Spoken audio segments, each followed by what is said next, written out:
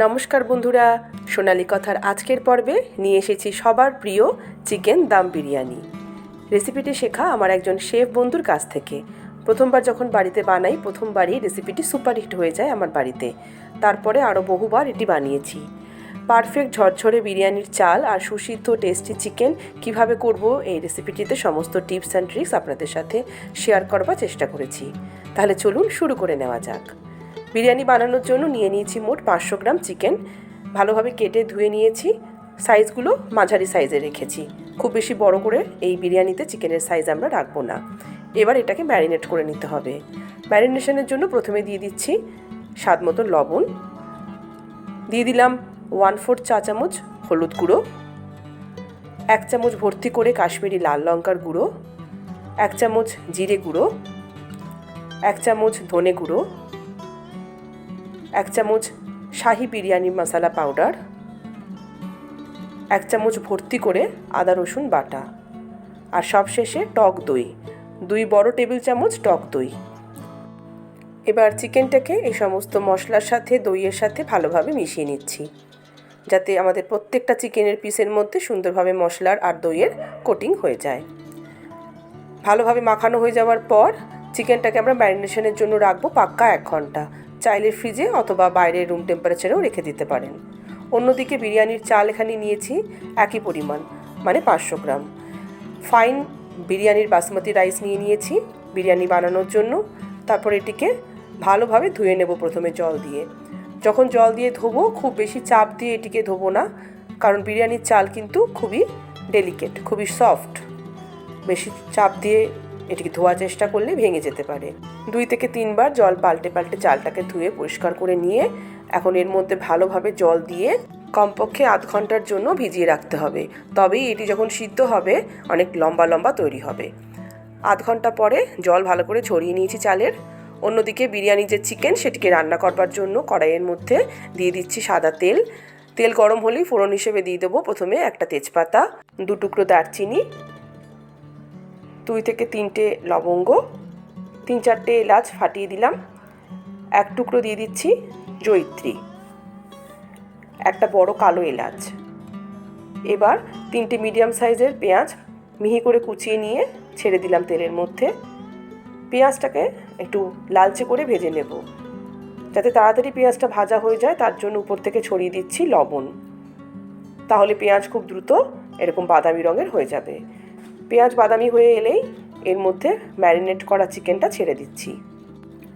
যে বাটিতে চিকেনটা ম্যারিনেট করেছিলাম, সেই বাটির জল দিয়ে ধুয়ে সেই মশলা ধোয়া জলটা এর মধ্যে মিশিয়ে দিলাম। এখন আর কোনো রকমের কষাকষি করার দরকার নেই। চিকেনটাকে আমরা এখন কড়াইয়ে ঢাকা বন্ধ করে রান্না হতে দেব পাক্কা 10 মিনিট। ঢাকা দিয়ে দিচ্ছি। অন্যদিকে চলে যাচ্ছি আমরা বিরিয়ানির যে চাল, সেটি তৈরি করার জন্য। এরকম একটা চওড়া মুখওয়ালা হাঁড়িতে ভর্তি করে জল নিয়ে নেব, আর তার মধ্যে দিয়ে দিচ্ছি কিছু মশলা। দেখুন, গোটা গরম মশলা, এর মধ্যে এলাচ, বড় এলাচ, ছোটো এলাচ, 2 রকমেরই এলাচ, লবঙ্গ, দারচিনি, জয়িত্রী, তেজপাতা, যা যা মাংসের জন্য ফোড়ন হিসেবে দিয়েছিলাম, এই সবগুলো এখানে দিয়ে দিলাম। আর দিয়ে দিচ্ছি 3 চামচ ভর্তি করে লবণ। গরম মশলাগুলো জলের মধ্যে ভালোভাবে যখন ফুটবে, জলটা খুব সুন্দর একটা গন্ধ তৈরি হবে। তাই বিরিয়ানির চাল যখন এর মধ্যে সিদ্ধ হতে থাকবে, সেই চালের মধ্যেও গন্ধটা প্রবেশ করবে। ঢাকা দিয়ে দিলাম, জলটা ফোটার জন্য ছেড়ে দিলাম। অন্যদিকে চিকেনটা দেখুন 10 মিনিট পরে ঢাকা খুলে এর মধ্যে দিয়ে দিচ্ছি 1 মুঠো ধনেপাতা কুচি, 4 থেকে 5টা কাঁচা লঙ্কা চিড়ে, আর কিছু ফ্রেশ পুদিনা পাতা। এবার আরও একবার এগুলোকে সমস্ত নেড়েচেড়ে মিশিয়ে নিচ্ছি। এখন এই চিকেনের থেকে কিছুটা গ্রেভি আমরা একটু আলাদা করে তুলে নেব। এই যে চিকেনের গ্রেভিটা তুলে নিচ্ছি কিছুটা, এটা আমরা যখন বিরিয়ানির লেয়ার বানাবো তখন এর উপরে ছড়িয়ে দেব।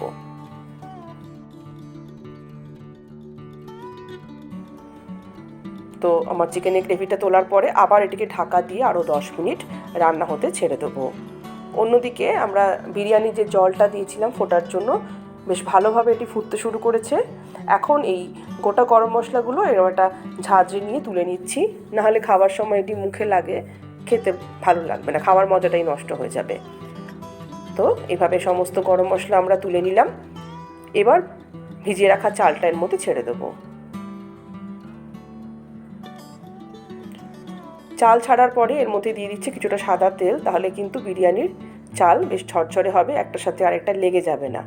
আর দিয়ে দিচ্ছি 2 টেবিল চামচের মতন সাদা ভিনিগার, তাহলে বিরিয়ানির চালটা একদম ধবধবে সাদা তৈরি হবে।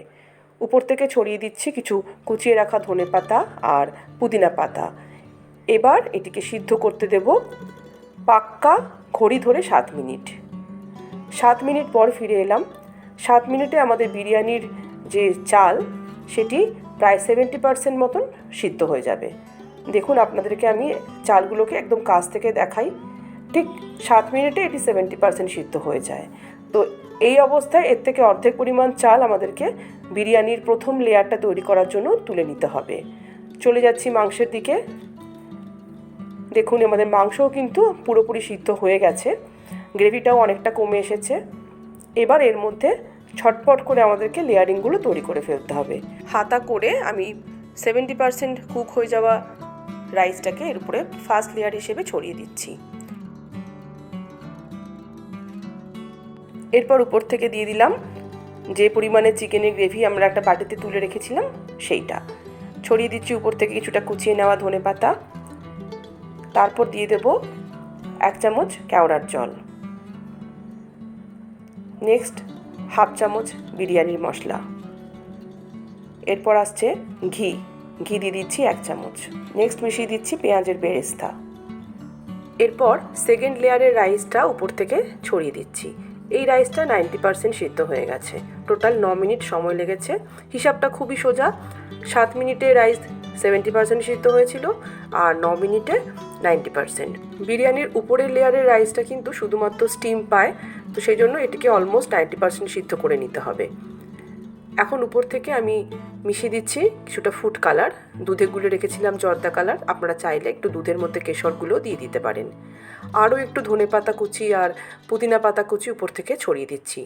অ্যাকচুয়ালি এই যে চিকেন দম বিরিয়ানি আজকে রেসিপিটি শেয়ার করছি না, এটা হায়দ্রাবাদি প্রসিডিওর, তো সেই জন্য আমরা একটু বেশি করে এখানে ধনেপাতা পুদিনা পাতা এগুলো একটু অ্যাড করব।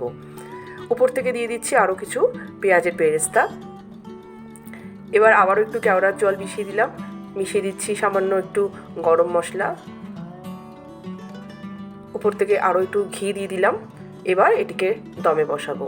তো তার জন্য উপর থেকে আমরা ঢাকা দিয়ে দিচ্ছি একটা অ্যালুমিনিয়ামের ফয়েল দিয়ে। তার উপরে কড়াইয়ে ঢাকাটা দেবো, তাতে করে এটি পুরোপুরি এয়ারটাইট হবে। আপনারা এটিকে এয়ারটাইট করতে চাইলে এর চারদিকে আটা মেখেও দিয়ে দিতে পারেন।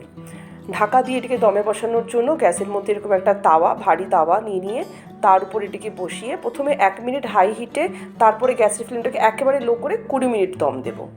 পাক্কা 20 মিনিট দম দেওয়ার পরে 5 মিনিট রেস্টিং টাইম দিয়েছিলাম। আর ফাইনালি আমাদের চিকেন দম বিরিয়ানি কমপ্লিট। যখন পরিবেশন করব তার আগে যখন তুলব, এইভাবে সাইড থেকে হাতা দিয়ে এটিকে সরাতে হবে। কখনোই বিরিয়ানি তোলার সময় মাঝখানে হাতা দেবেন না, তাহলে কিন্তু চালগুলো ভেঙে যেতে পারে। দেখুন আমাদের চিকেন দম বিরিয়ানি কি সুন্দর তৈরি হয়ে গেছে। আর রাইসগুলো দেখুন একবার, কত ঝরঝরে লম্বা, একদম পারফেক্ট তৈরি হয়ে গেছে। চলুন এবার এটাকে আমরা সার্ভ করে নিই।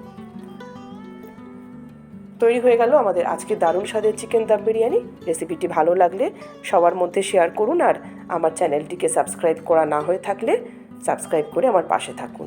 সবাই ভালো থাকুন, সুস্থ থাকুন। আবারও চলে আসবো অন্য দিন। নমস্কার।